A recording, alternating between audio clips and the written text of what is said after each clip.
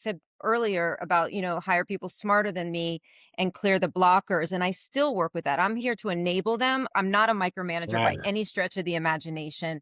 It's not my style. I really trust the people that I hire, even down to, my vice president of client service. She came to us recently and had been at other agencies. She came in and I said to her, take the next 45 days and I want you just to observe.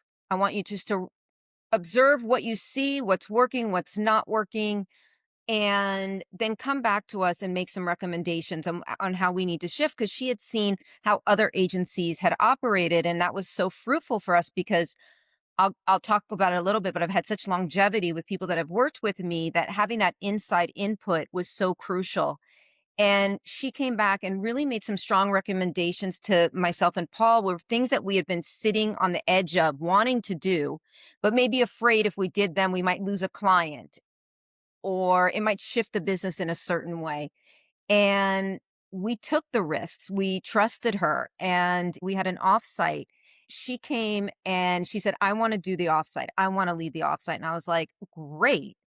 And she came in with so many different ways of approaching the positive and the negatives of what we're doing well and what we're not. It was much more interactive. It was a lot of sticky notes. It was a lot of moving around. It was a lot of saying things that maybe were uncomfortable for the players at the table. But I felt that we needed that push. We needed that shift. And we got so much more out of it. You sometimes as a executive team, if you don't lean into all the people that you've hired and to the talents that they bring, you're doing yourself a disservice. Hello, I'm Mike Ryan. I'm the Chief Networking Officer at PIMS, and welcome to our second season of Minutes with Mike. Now in my 33rd year at PIMS, I've had the privilege of partnering with companies both large and small, supporting their PR and marketing through customized fulfillment and distribution that delivers measurable impact on their brand perception, boosts positive affinity, and fuels their overall brand performance. And throughout my career, I've had the chance to work alongside many talented folks. This is their story. On this show, we'll sit down with some of the world's top marketing and business thought leaders to learn more about their success, how they got there, how marketing helped them achieve their goals, what strategies they used, and what inspires them. Please join me on this journey as we learn from those who are changing the way we think about business. So sit back, enjoy. You're listening to Minutes with Mike.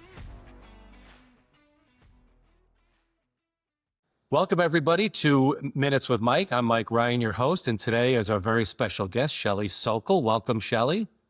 Hi there. Nice to see you.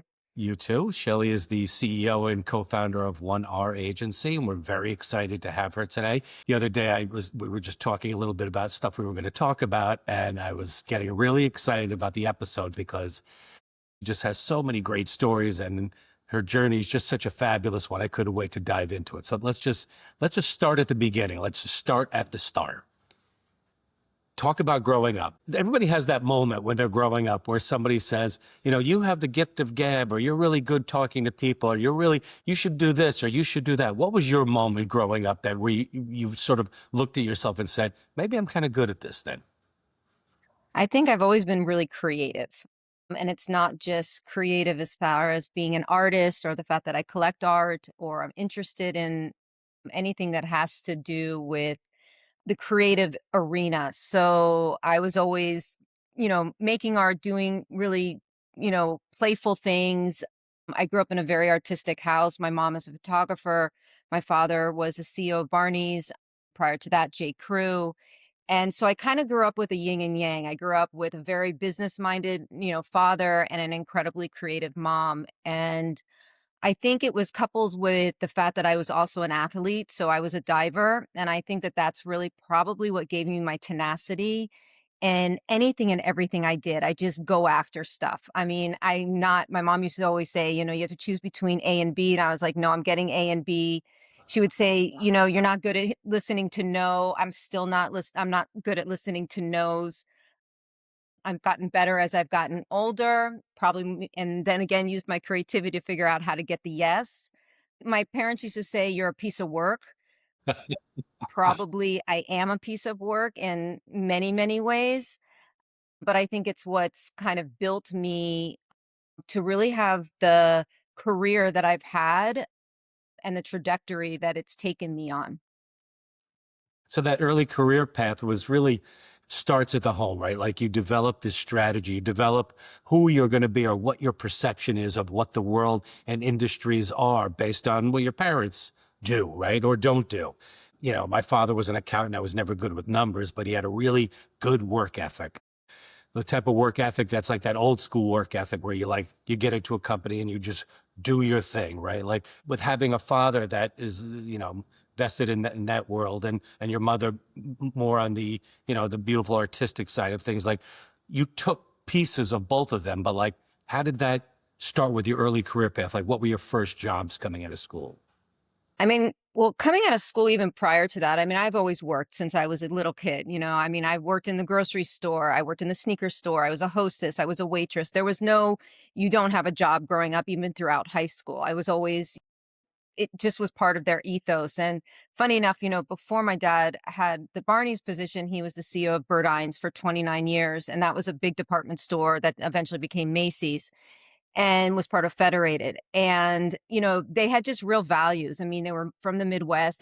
My dad was from Gary, Indiana. My mom was from Terre Haute, Indiana.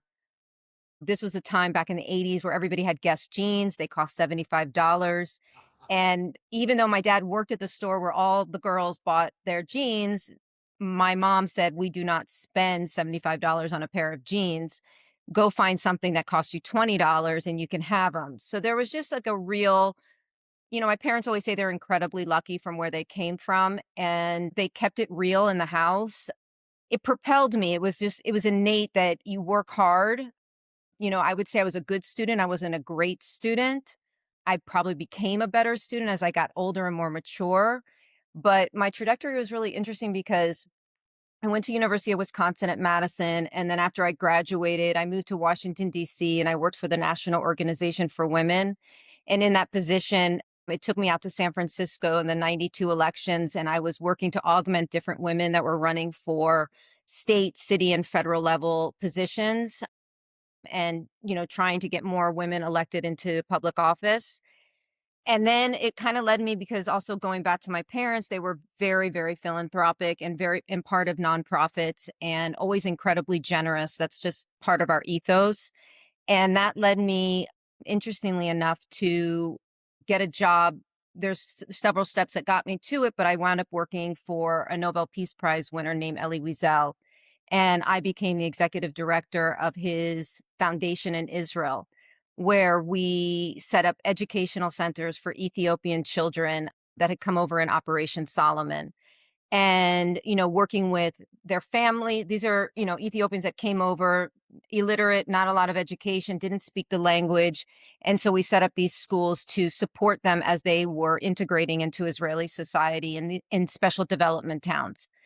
So it's a lot of people don't know that. They'll kind of know, okay, so I've been running, 1R for 16 years, but how did I get there? I had multiple careers and multiple experiences that really built me. I then went on to study fine arts in Israel, and then actually was applying for both fashion school and art school. And I got into a multitude of ones, both in the United States and in Europe. And then I said, you know what? I really want to study fine arts. It's probably the only opportunity I'll have. So I did that and then came back to New York City and got a job working at Theory, which was Andrew Rosen hired me. It was an incredible position. And that's kind of what led me into the fashion world, even though I grew up around it all the time. I was there for 6 years. I grew exponentially. I started off really just doing inspiration for the design teams. And this is back in the day where we had 12 deliveries a year. It was very, very fast and dynamic. And my goal was to influence and to, inspire the creative team and the designers to take the inspiration that I would bring back from all over the world to design the collections. And so I was there for 6 years. People sometimes will just look at what I'm doing now, but I always say to young women that I'm talking to or mentoring is that it's never a straight line. And all of this and all of my experiences, especially working in fashion back then, which we stayed up till 12 o'clock at night. We didn't have weekends. It was just full on. You just worked, worked, worked, to now running a company where, the whole balance of life and personal and work life balance is so crucial and so critical, and really, something that I work really hard to with my team.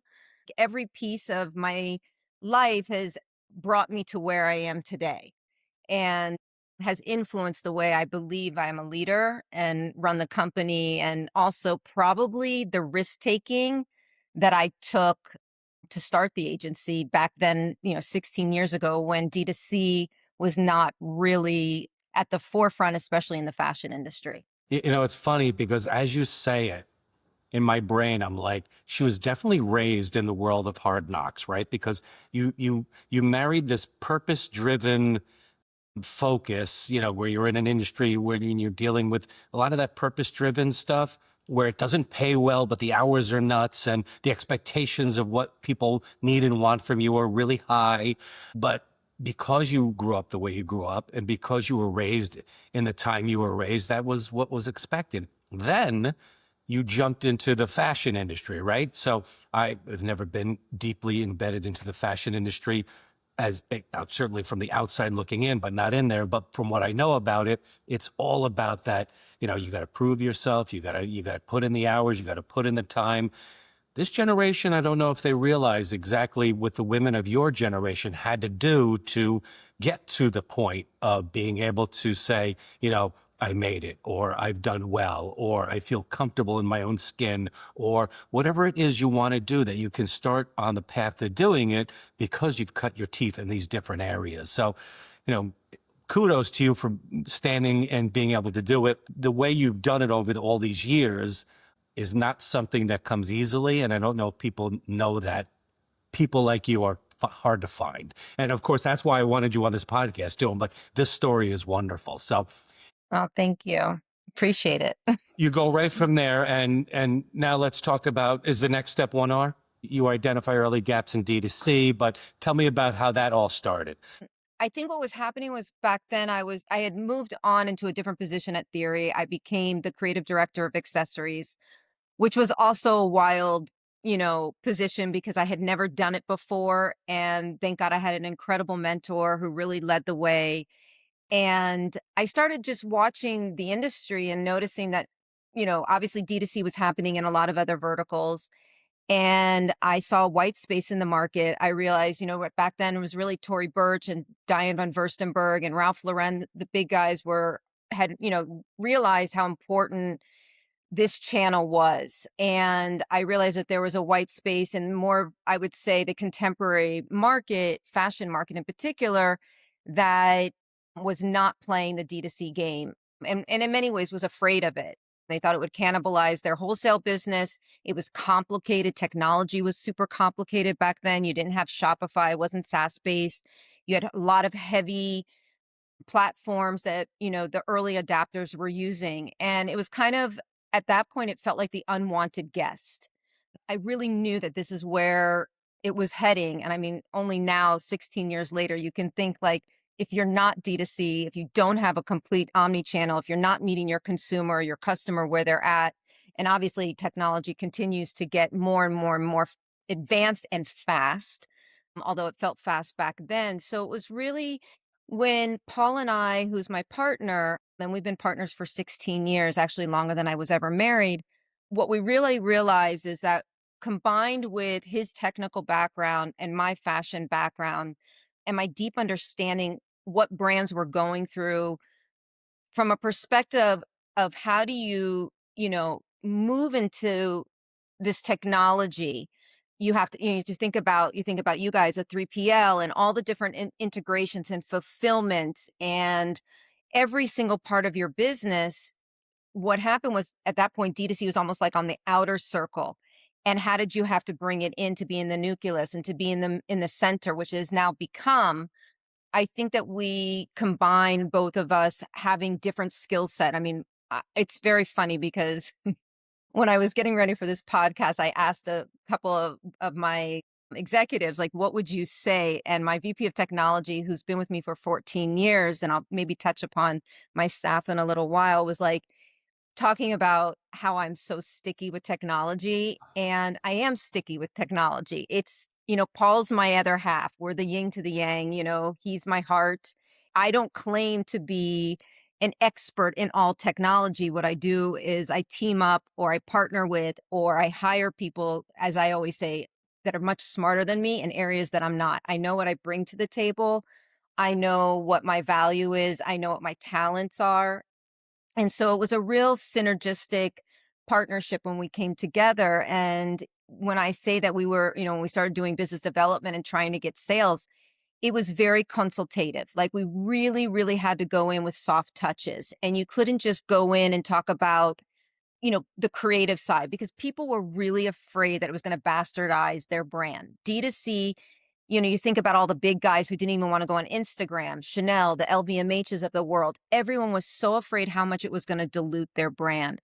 And so you're not even talking about the ethos of their brand, but you're talking about redoing the complete infrastructure of how a business operates. So he took on that side and I took on the brand side. And slowly but surely, we just started getting one client and another client. I mean, we started off working with James Peirce. We worked with Zadig and Voltaire. We worked with Sam Edelman, Fred Siegel, who, went bankrupt. And now I understand that it just got investment from Aritzia or bought by Aritzia. I mean, we worked with Mara Hoffman. We worked with we still work with Javiana's Carhartt work in progress. So really at the beginning was fashion. That's what we focused on. 16 years later, our client breakdown is very, very different. But at that point, there was such an opportunity to get in there, but I would definitely say the sales cycle was a lot longer. The cost to get up and running was a lot more money. I always used to say to brands when they were so afraid of it, especially from a financial and operational standpoint, because it touched every part of their business, was that you would never open up a retail store, in Soho or wherever, you are located without getting a store manager. I mean, people really thought that they could get onto D2C, launch a site, Mhm. and not have an ecom manager or a VP of ecom. Or, this is back in the day where social media didn't even exist. We're talking 16 years ago. Magazines weren't online. This was like really the beginning. I mean, other verticals were in it for sure, but fashion was really reticent to do it. And they were reticent in many ways because they thought it would, cannibalize their wholesale business or their retail business. And that was a real big fear. I still think that we have a very consultative approach whenever we're meeting with brands and in a sales cycle or introducing ourselves. I think we have a very approachable way of selling, but yeah, I mean, I always say it was like the Wild West. And I think now, wow, where we are today and all the different channels that brands have to be in and aggressive about. And I mean, it's endless and you don't know what's going to happen tomorrow and what other channel is going to show up and what brand, what one of our clients is going to come to us and say, hey, do we need to be in this channel or do we not need to be in this channel? What I was going to ask you is, obviously you reek of confidence, and that's one of your, Oh, huge selling points. really? Yes, and as you were talking me through that in my brain, I'm like, you have to be so confident in who you are and what you do to sort of put yourself out like that. Like, I'm not good at sort of the computer end of things, right? Like, grew up in the 80s and technology was, Atari and stuff like that. Like it's hard for me to do that. So there was a time in my career where I was afraid to let those shine through, right? Like I would work hard at night trying to cover up my trail during the day of stuff I didn't know to try to make sure that I kept pace with everybody. And then one day I just said to myself, you know what? If I can partner with somebody here or partner exterior that's going to bring to life much better than I could ever fake through, Yeah. of course I'm going to do that. So for you to be able to say, like, listen, my partner's really good at this, I'm really good at that, and the marriage of the two is what really makes us special and is a differentiator from other people in our space, that's what it's all about. But it starts with you too, right? Like, again, that inner confidence that you have of yourself and what you bring to the table allows you to sort of be an open book when it comes to that. Yeah, I mean, I always say, I said earlier about, hire people smarter than me and clear the blockers, and I still work with that. I'm here to enable them. I'm not here to I'm not a micromanager by Right. any stretch of the imagination. It's not my style. I really trust the people that I hire.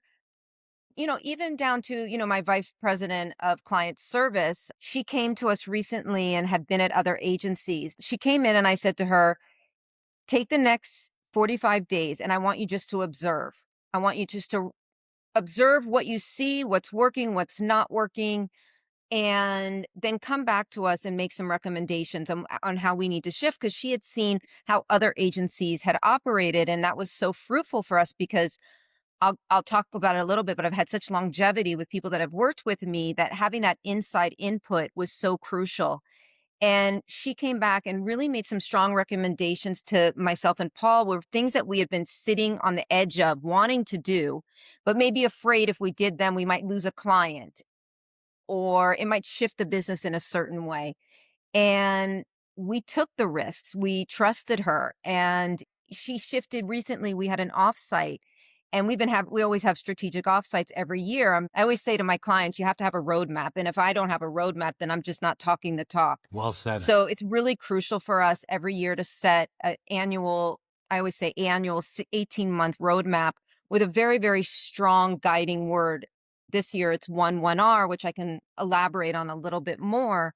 But she came and she said, I want to do the offsite. I want to lead the offsite. And I was like, great. And she came in with so many different ways of approaching the positive and the negatives of what we're doing well and what we're not. It was much more interactive. It was a lot of sticky notes. It was a lot of moving around. It was a lot of saying things that maybe were uncomfortable for the players at the table.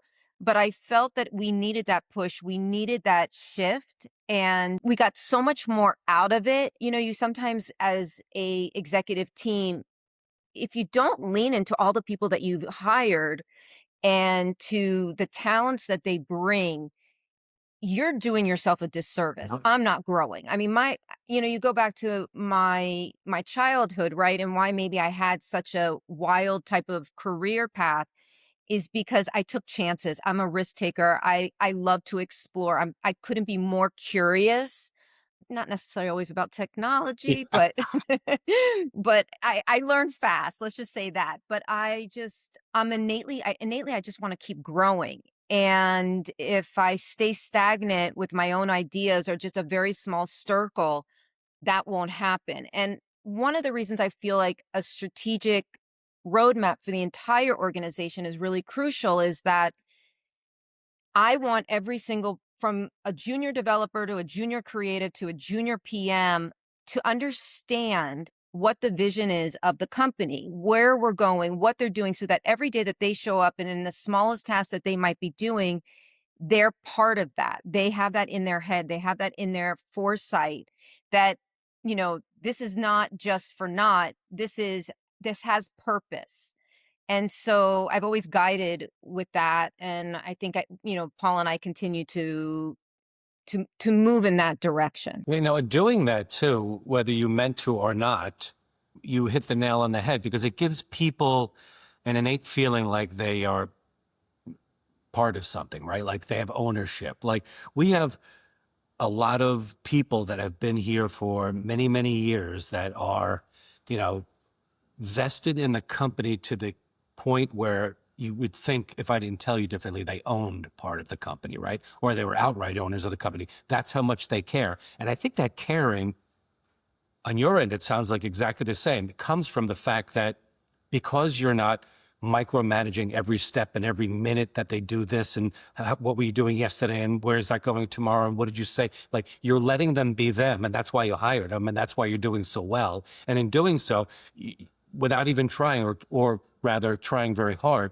you're giving them the feeling like they're as much a part of this, even if it's the most junior of level person, as you are.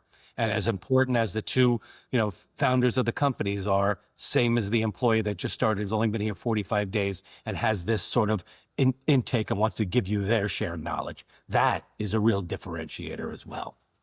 Yeah, I mean, I think it's just our value system. And I go back to the 1R that we changed the moniker. Usually it's Paul that always comes up with the one sentence, the one note. And funny enough, we had 1R last year, but we felt like we hadn't completely executed on all the tenets of what that meant to us. And we brought in growth marketing 4 years ago.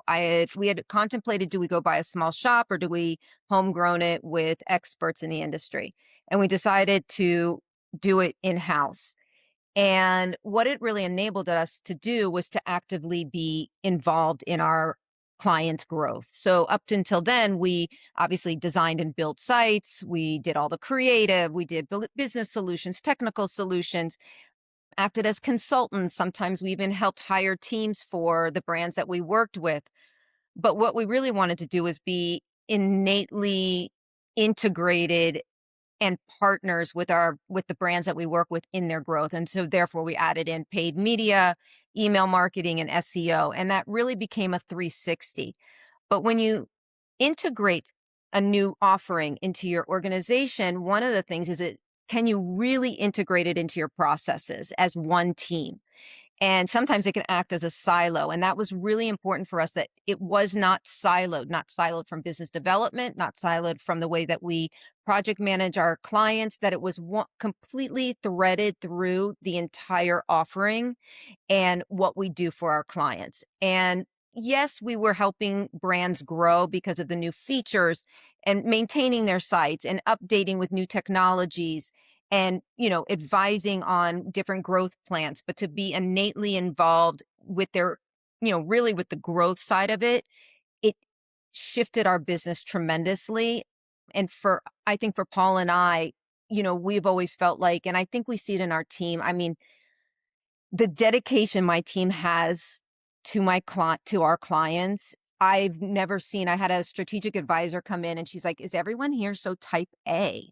And I was like, "I don't know if it's type A or they're just so dedicated and they become so close to the teams that they work with on the brand, on the brand side and our clients and who we're working with, they want to see them succeed. We always feel like if our clients are succeeding, then we're succeeding. And we love looking at the data. We love looking at the numbers grow. We love looking at the retention of that a brand has with their consumers and the recommendations we're making. One of the favorite things that my team loves doing with the clients is sitting down and quarter by quarter doing their planning.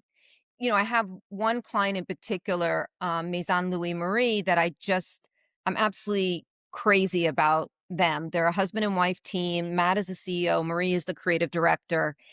They are like the pinnacle of a client. I couldn't ask for a better client. One, they're incredibly successful. Their product is beautiful. They are on brand. They're authentic. So they engaged us initially just in the growth part of the business. And then we started taking on a lot of the managed services and updating the site. And then we redesigned the site completely a year ago, a little bit less. And what Matt always says to me, he's like, "What I love about getting on with your team is that there's 8 experts, all in different areas, all challenging each other, because what, your paid expert might be doing can affect what's going on in site. And I don't have to go jumping to another agency.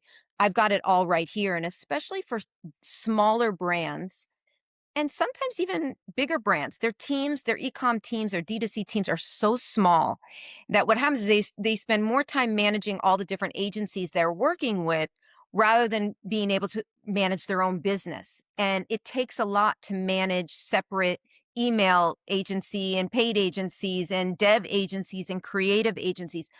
I think it's a model that existed, and I think a lot of brands still do it and they're incredibly successful. But I do think there is something about having one team, experts in all the different areas, really funneling in information in a synthesized way, and then being able to react and move really, really fast as a team together versus, okay, I have to call this agency to make a change on site because it's affecting my email marketing. We try really to meet our clients where they're at, with the hope that we grow and we prove ourselves and the ROI, makes sense and they can continue to reinvest. I think another thing we have in common is we both lived through this COVID era, right? So in our world, this changed everything. You had just at some point in your brain had to have thought, like, what is this going to do to my business? Are people going to be shut down for a week, a month, forever? Like, COVID for us in the warehouse 3PL fulfillment business, we were like, this is it. They're going to close our warehouses down. We're not going to be able to fulfill clients' needs. And thus, that's an end of operations. Thankfully for us, we were considered essential.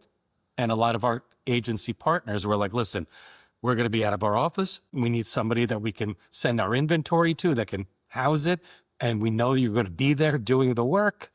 Here you go. So in the long run, it sort of helped us reintroduce who we are to the world as we moved along. But tell me your story as it supported COVID. I mean, COVID, yes. Did I think I'd lose the business? Absolutely. Do I remember so many conversations with my account director? And I said to her, you got to check in with all the clients because I'm not so sure they're going to make it.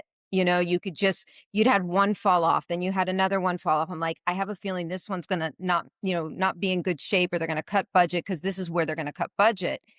The hardest part was that we had to let people go. And I mean, it's something when you own a business and people's health care, their paycheck, their families depend on them, and you as a business was probably one of the hardest, experiences myself and Paul had to go through as leaders.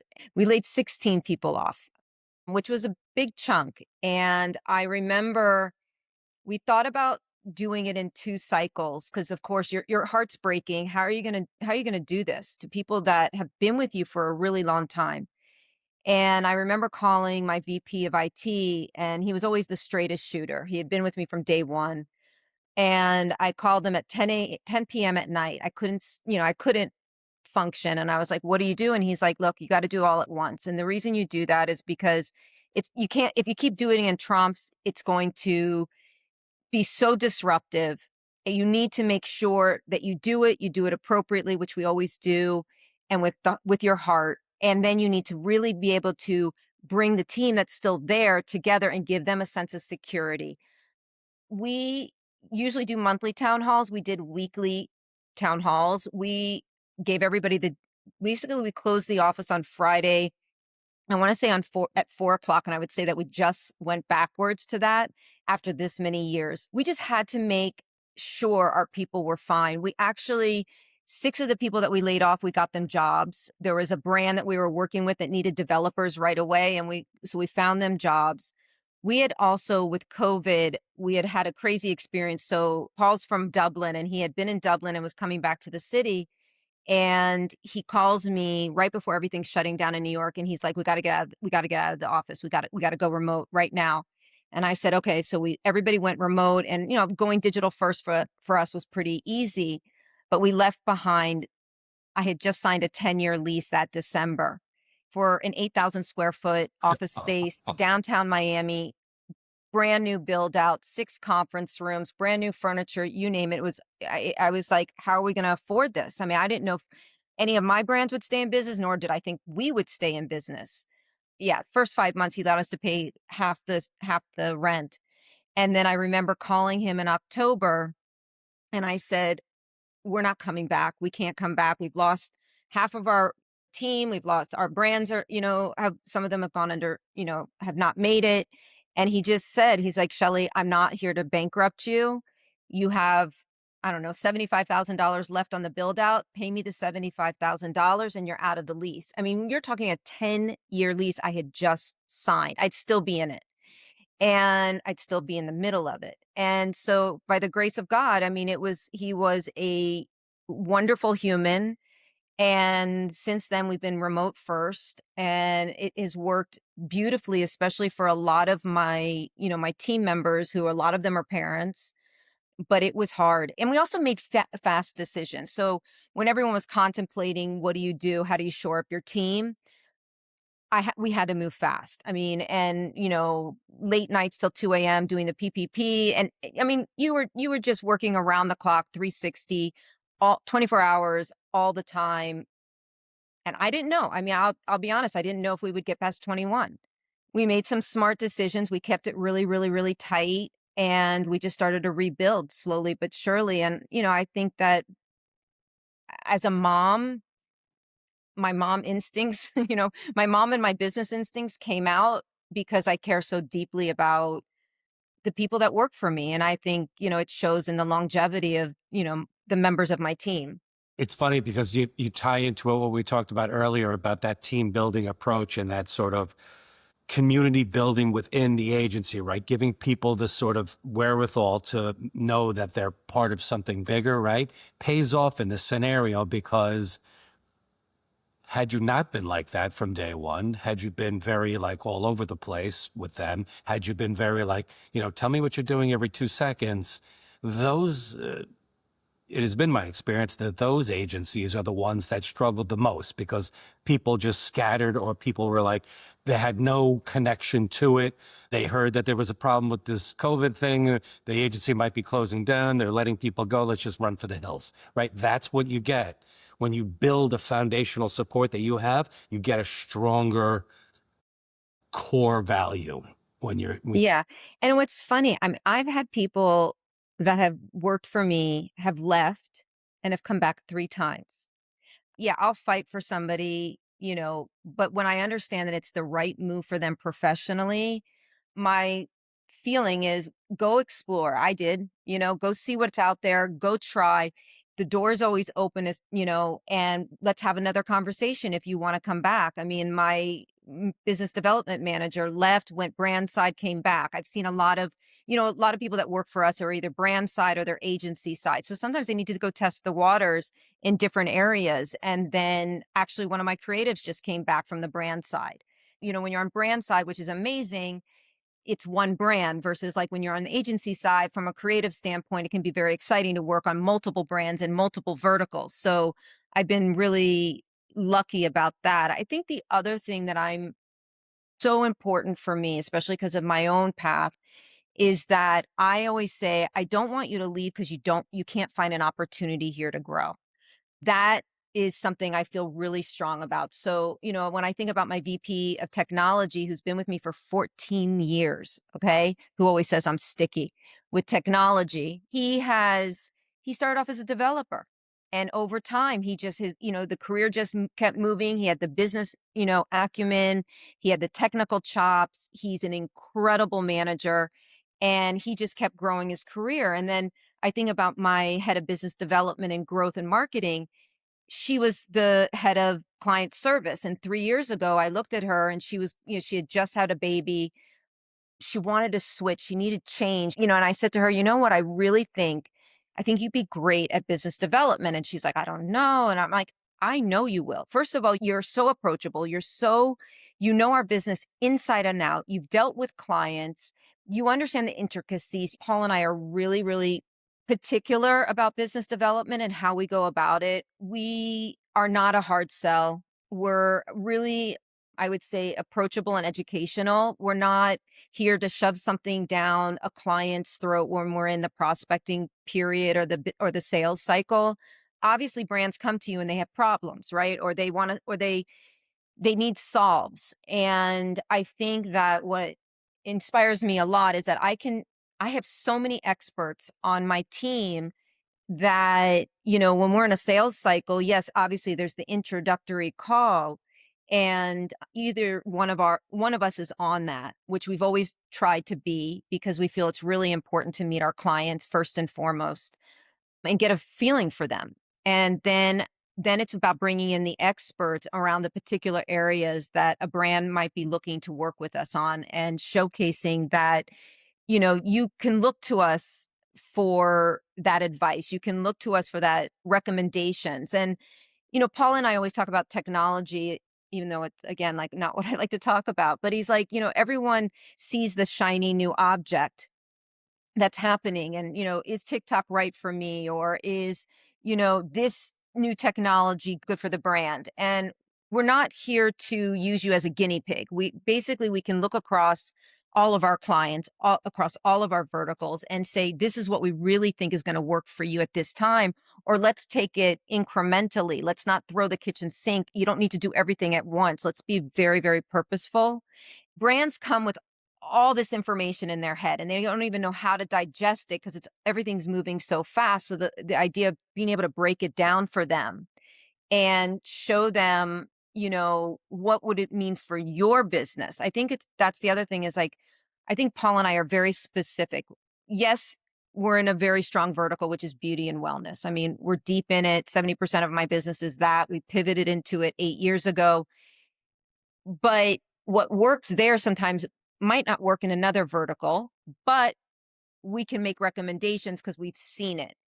And I think that that's something that we try to do is be really clear for the brand, for the vertical, and what their particular roadmap is, and being able to make recommendations accordingly. I mean, I think that's another reason for the real success of you and the agency is, you're able, you mentioned this 360-degree view you give to your clients, right? Like where you jump in. The landscape you're looking at is not just what, it's everything, right? Because if you're looking with blinders on, you're going to miss stuff on both ends. So whether it's merchandising or marketing or PR or e-com, whatever it is that you're focusing on with them, if you don't have that full 360 view, you're missing out on this. Specifically to what you're talking about too. There may be verticals that, it is not your focus, but because you have an extensive career and have been in and out of multiple verticals, or because you know a lot of people in the space, or because the team you have built can comfortably give some assets to that, it adds again to what you're able to give to this clientele, because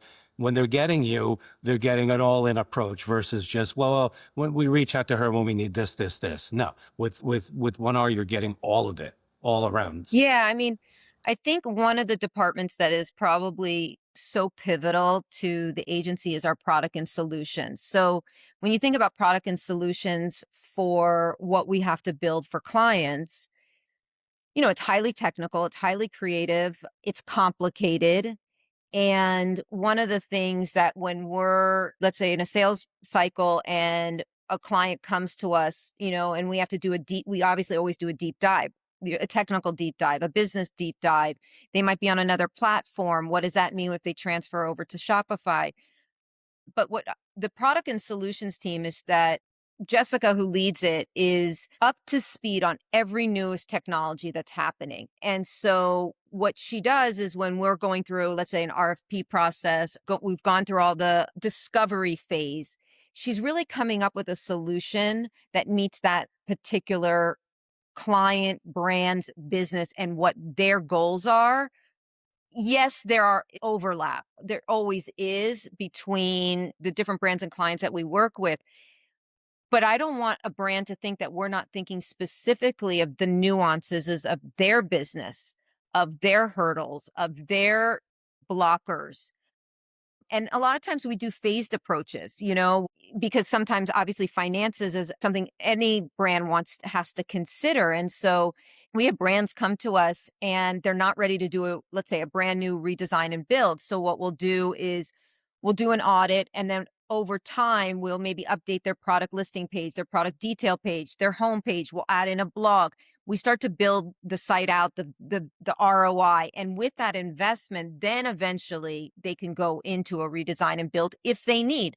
I've seen brands stay with us because we've updated the site so well that it gives them the confidence to invest in paid media or email marketing or SEO, that they don't need to replatform right away. They don't need to redesign a site right off the bat. We kind of like to solution with the brand itself and what their particular financial capabilities are at that moment and where they want to grow to, and then continue to work with them. That's awesome. I know that you have been interviewed besides Minutes with Mike, by the likes of Vogue and Bloomberg, Glossy, and you give a lot of advice to these folks. And I was curious, how do you balance providing insights to media all the while maintaining confidentiality and sharing things about trends without giving away too much? Like, how does that work? I don't mind talking about trends and what we're seeing. I probably keep it more vertical based than I will talk about the client itself. I mean, there's certain clients I cannot not talk about. When I think about, Westman Attier, that was our first beauty client 7 years ago. We've been working with them. And I think what has always stuck out for me with this particular brand is Gucci's authenticity. She is her background, creative director of Revlon, but then becoming obviously the makeup artist to the celebrities.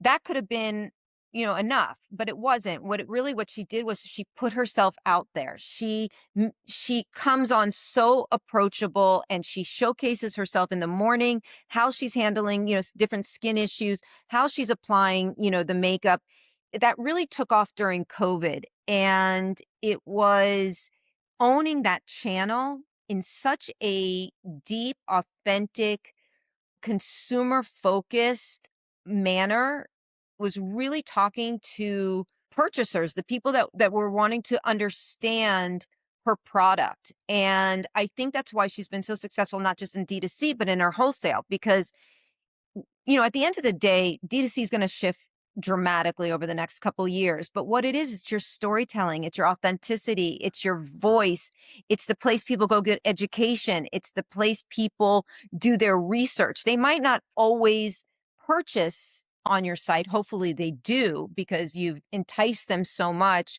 with the experience online. But at least you've given them a real deep flavor of who they are, what the product is about, how it was made, how to apply it, why would it work for you? A lot of times I would have, what I loved is that like sometimes she'll show when she's applying the makeup and she just uses her fingers. And for a 50, years old woman who is on the move all the time and to find a brush and to do all of that, it just makes it ease of use. So when I look at that business and how calculated it was, where they really built up who they were on their D2C channel and then exploded in wholesale and really allowed her to shine as a person and as an artist and as a creator, that to me is like the gold standard. And to me, that's what brands have to do. I've seen, other makeup artists that I don't think you're getting as deep, and they're not showcasing their their backgrounds or their artistry. And I think whenever I go and talk to different outlets, be it WWD or BOF or Glossy, yes, I can share stories, working with celebrities, and celebrities that I think have done it really, really, really great, and celebrities that I think that maybe missed the mark and didn't go deep enough. She's not my client, but like when I think of Selena Gomez and Rare, I mean, she's done such an unbelievable job of standing by her product. And even if it's not a founder, but when the ethos of the brand comes out so strong, I think it leads to success. And building that community support there as well.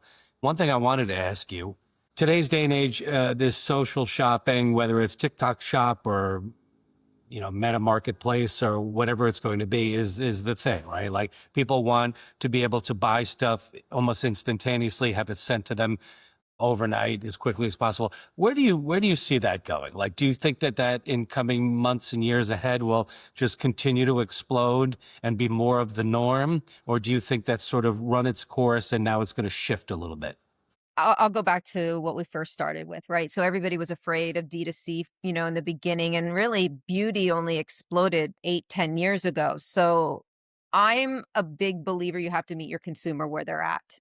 It doesn't matter. I mean, a lot of people, again, were so afraid of Amazon, and now everyone can't stop jumping on Amazon and, and creating experiences in stores. It's a defensive move because your consumer's going to go to Amazon. They're going to go to Amazon. So you have to be there. I think you have to be really selective and purposeful of when you go into specific channels and how you do it. I am not one that says throw the kitchen sink at everything. I think you can test. I think you have to have the right budget. I think you have to have the right team to go into all the different channels, because tomorrow it's this channel and in 6 months it's going to be another channel. I think TikTok is important, but when I work with clients, I'm like, are you ready to go into TikTok? Do you have the time, the bandwidth, the Great finances, point. the focus to do it right. Because one of the things, it's like I always say, even when people were launching you got one chance to do it right. You can continue to build upon your D2C experience. You launch with an MVP and then build upon it. But if you don't have a D2C that represents your brand, because that's your flagship, that is your voice. And that's where you own your brand, and that's where your consumer is going to deeply understand you. So if you're going to go into TikTok, or you're going to do any of the, marketplace, or got all the chat GPTs and all, everything that's moving so fast, do it right. Just, you got to do it right, and do it when it's the right time. I think brands also, sometimes they see the shiny wholesale accounts, right? Like the Targets and the big deals with Target and the big deals with Sephora or Mercury, or you name it. And I love multi-retailers, but you have to be ready for it. Once you go in there, it's great brand recognition, it's great brand validation. But again, I go back, the entire ecosystem is important to play. You just have to decide how you're going to do it purposefully and meaningfully. Nobody likes a diluted brand. Nobody likes something that doesn't have a real story behind it. There's this new brand out there that I'm kind of crazy about called Sweet Chemistry. And Alec, again, what I love about what he's doing, forget the science is incredible. Okay. The product is fantastic, but he himself is putting himself out there. He is the inventor. He's the creative. He is chemist behind it, and developed this product. And he has such a great personality. I do love when I see founders, even though he didn't name it after himself, I do love when people from their own point of view get on and talk authentically. I mean, then I can relate. I think it's one of the most important things to do. Shelly Socol, I am obsessed with this conversation. We're Thank going to have you. to do a part two of this, because I feel like we have Okay. another hour's worth of questions I can ask you and just be fascinated. I was so nervous. You did wonderfully. Thank you so much for joining us here. Thank you.